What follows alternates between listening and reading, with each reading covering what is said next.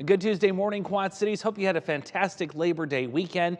We actually did something pretty interesting yesterday. We did not break a record or set a record high, but we did make it up to 94 degrees here in the Quad Cities. And as I showed you yesterday morning on GMQC, if we were to do that, that would make it the hottest Labor Day we've seen in 63 years. So that was indeed the case. 1960 was the last time we had a Labor Day that hot. Quite impressive, if you ask me. We're actually going to see a breakdown in this heat and humidity later tonight. We're going to be tracking a cold front coming in. Just a small chance of a gusty thunderstorm, perhaps some small hail west of the Quad Cities as we go through this evening. I'm not too concerned or excited about this. I think it's a fairly low threat today, but it is not zero. I'm going to show you what I mean here. The afternoon, quiet. We're going back to the low 90s today. Feels like mid 90s this afternoon. But late tonight, still around midnight or so is when the front will be making some progress east, and that's going to develop some widely scattered showers and a couple of thunderstorms. Notice though there's some big gaps in this, so that's why I'm not too concerned about the threat for severe weather. The fact that we're struggling to even get these storms to develop tells me there's not going to be a whole lot there for them to work with to get any big hail or big wind going. So that is something, again, not really too worried about. Once that blows on by about 3, 4 o'clock tomorrow morning, that's it for rain chances again. It's another long stretch of dry weather for the rest of the week.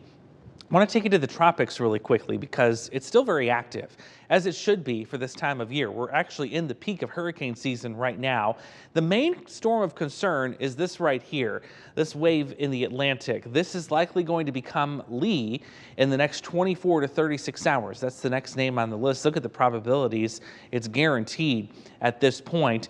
What's concerning about where Lee is the fact that it's so far south that as it makes its westward journey with time, it does have an increasing potential to impact us here in the United States, not this week, but actually late next week. There you see the track of it, just a slight northward shift.